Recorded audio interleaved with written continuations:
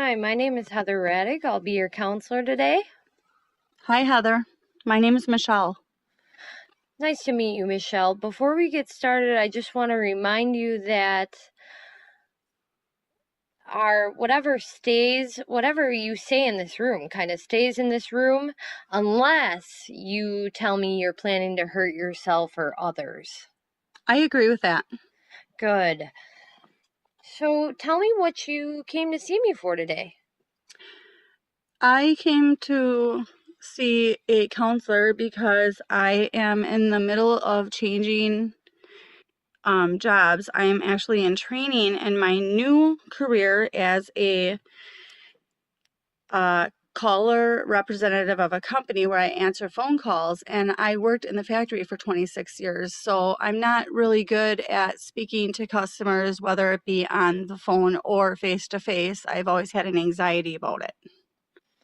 So it sounds like you have a new job that you just started and you kind of have anxiety about speaking to the customer because you never been in front of the customer before.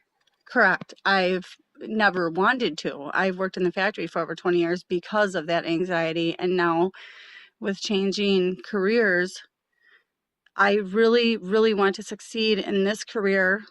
And it's very different from my factory job that I worked all my life, but I really want to succeed. There's so many benefits. And the only thing that I'm not good at is talking on the phone to a stranger.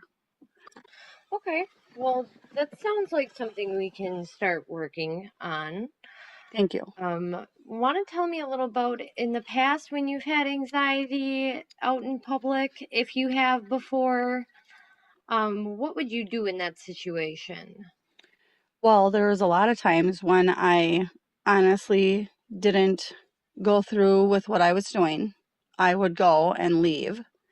Or if I would always have somebody with me. I always took people with me everywhere I went, so I would have, that sidekick or whatever, someone to speak for me, someone to do it for me, or just even holding my hand sometimes was better than nothing. And now starting a new job, it's kind of lonely if you don't know any of your coworkers versus, you probably had friends at your other job that were That's there with you. that's the start of it. And then going through training now and ending up talking on the phone to customers that even they don't see you, you still have this itch that you can't. I literally freeze and can't talk, and I just want to be successful in this. And I'm really full of anxiety, and I really think that with some positive help that eventually I could be successful. Oh yeah, we can definitely get you there. It might take a while, but there's several things that we can explore for anxiety with talking to people. Sometimes we have what we like to call exposure therapy or just cognitive behavior therapy, where, if that's something you're willing to discuss, we could go more into detail with that. Okay. Okay, so that's okay with you? You want to learn about the two? Yes, absolutely. Okay, Thank you. so exposure therapy is kind of like where we would kind of challenge you a little bit each time to get you where you fully need to be. Say if a baseball player gets anxiety Okay. um before he goes up to bat and it prevents him from hitting the ball. We like to often let our clients think about the situation. So whatever causes you the most anxiety, is it the part where you answer the phone, or is it your greeting, or what do you think causes the most anxiety? Is it before the phone rings? Well, it's kind of like a ball because it's waiting for the phone to ring, and then when the phone finally rings, it's like everything that I just learned or even know, including words, literally left my tongue. And do they have any kind of script for you to follow They there? do, and I have it in front of me all the time, and I just can't. I just freeze up so much that I say, instead of saying thank you for calling, I say welcome. Welcome to. And I mean, it's like I just feel like a failure and I just get nervous. Well, I don't want you to feel like a failure. Many people start out their first customer service jobs, they don't know how to conversate with a customer if they've never had to do it before. Right. And with my job being in the factory, it was kind of like being behind closed doors. I wasn't up front. I felt good about all the stuff that I did, you know, and packaging this and packaging that. But I never had to put my face or my voice out there before. So I wasn't, my voice was not representing what I did. And now it is. Right. And another thing I want to touch on, just a brief thing I want to get out of the way here is sometimes, depending on who you are, if you're really worried about what the person thinks, it's kind of almost like you got to think of it as if you were a customer calling to get a pizza. Okay. Just a pizza. And a lot of people don't like to do that. Even that causes anxiety. So if you think about how worried the customer is, they actually kind of gotta, say what they need to say in order to get help from you. Yes. And so you gotta treat them like you're the same. If you mess up or if you say something wrong, you just keep going, just like they do. Because in order to solve their problem, you have to bring them to be able to talk on the phone with them. So you have to start the conversation. You have to initiate the conversation.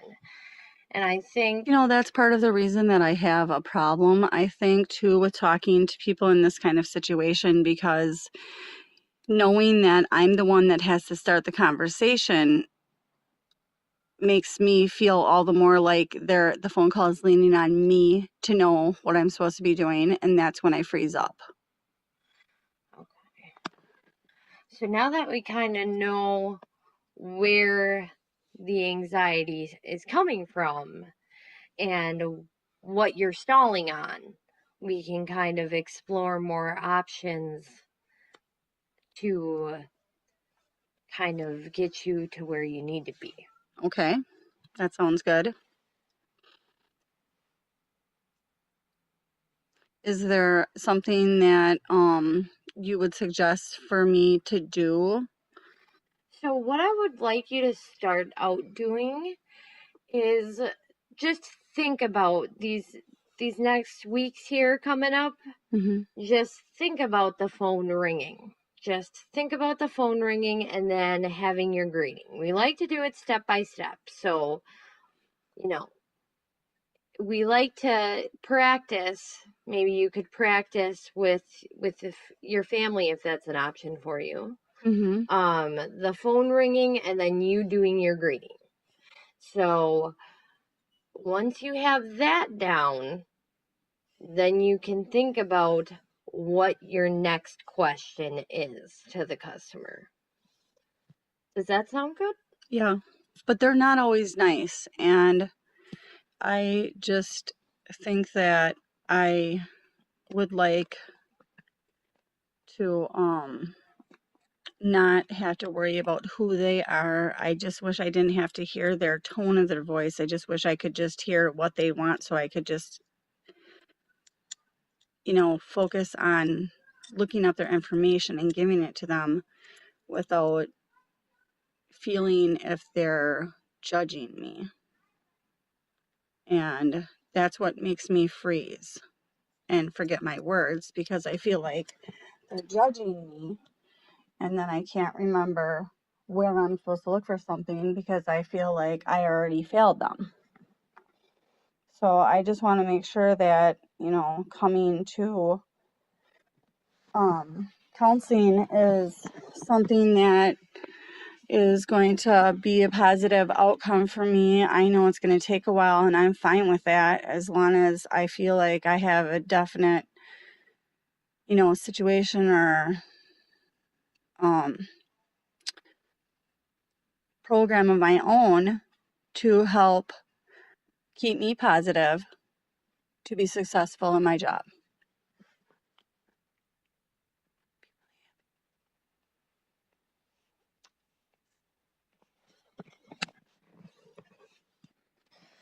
So what I kind of talked about before with you, the exposure therapy and the cognitive therapy. The cognitive therapy kind of touches on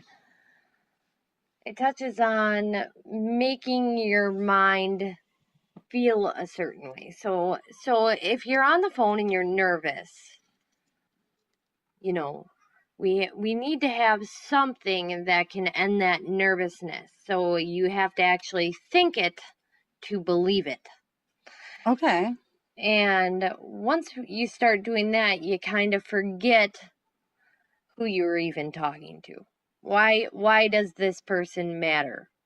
I'm here to help them, yes, but I'm here for the company. I'm here to do my job. I'm not here to impress anyone. Kind of like those. It's You kind are of so right. just getting those negative thoughts out of the way. So we make a huge list of things that we're scared of that cause us anxiety, and then we just knock them out one by one.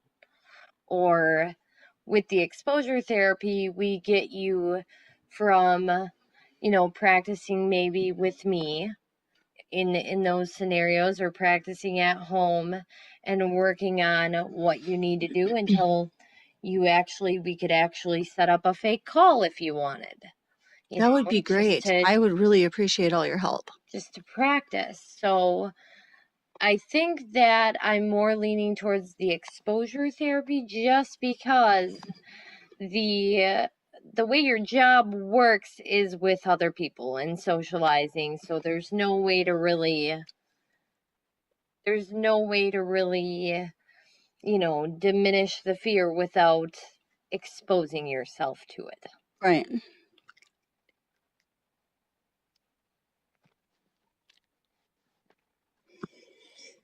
Actually, I agree with the exposure because you said that about my job, and eventually I'd like to get there, but that's kind of why I'm here, and I'm a little nervous about doing the exposure right away. So I heard you saying the cognitive thing, that we make lists and stuff like that, and it's more personal rather than more social right away first, for me to help my mind thought process first before I go and expose my voice.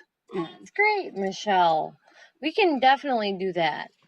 We can work on our lists that you're most concerned about. Usually I make people go from what causes the most fear to the less fear. Sometimes we even write a list of phobias, just kind of get a whole broad general idea of what causes you anxiety and what we could do to try and fix that.